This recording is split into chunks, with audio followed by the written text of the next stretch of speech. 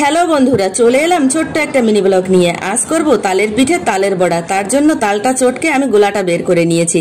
আর আমি সবসময় এই পিঠেতে একটু কলা মিশিয়ে থাকি। কলাটা ভালো পাকা হতে হবে।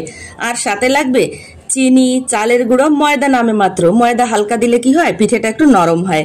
আমি দুপুরে রান্নার ফাঁকেই পিঠের জন্য ওটা আমি গুলিয়ে রাখবো সবকিছু দিয়ে। দুপুরবেলা গুলিয়ে রাখলে কি হবে, বিকেলে যখন পিঠে করব পিঠেটা খুব সুন্দর ফুলবে আর নরম হবে।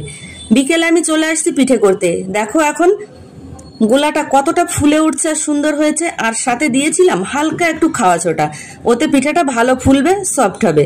এবার আমি কলা পাতায় যে পিঠেটা করব, কলা পাতাটা আগেভাবে পরিষ্কার করে রেখেছি আর তুলোতে হালকা একটু তেল দিয়ে মোছা দিয়ে রেখেছি। তাতে কি হবে, পাতা থেকে সুন্দর ছেড়ে আসবে। অনেকে পিঠে করে কলার পাতার সঙ্গে কামড়ে ধরে থাকে, একদম ছাড়ে না। আর আমার পিঠেগুলো দেখো আজ কেমন হয়। তাল গুলে মেখে সঙ্গে সঙ্গে রেডি করে পিঠে করতে গেলে কখনো পিঠে ভালো হয় না। আর করছি কিছু তেলে ভাজা বড়া পিঠে, কারণ তালের পিঠের সঙ্গে কিছু বড়া পিঠে না হলে একদমই জমে না। তাই দু রকমই করে নিলাম একসাথে। পাতায় ভাজা পিঠেটা এখনো ভাজা হয়ে পারেনি, তাই দেখো পাতা থেকে কেমন ছেড়ে আসছে। গ্যাসটা একদম অল্প আঁচে করে পিঠেটা ভাজতে হয়, একটু সময় লাগে।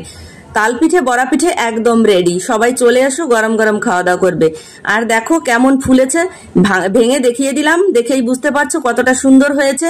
আজকের ভিডিওটা তোমাদের কাছে কেমন লাগলো অবশ্যই লাইক কমেন্ট করে জানাবে। আজ আসছি, পরবর্তী ভিডিও নিয়ে আবার আসবো।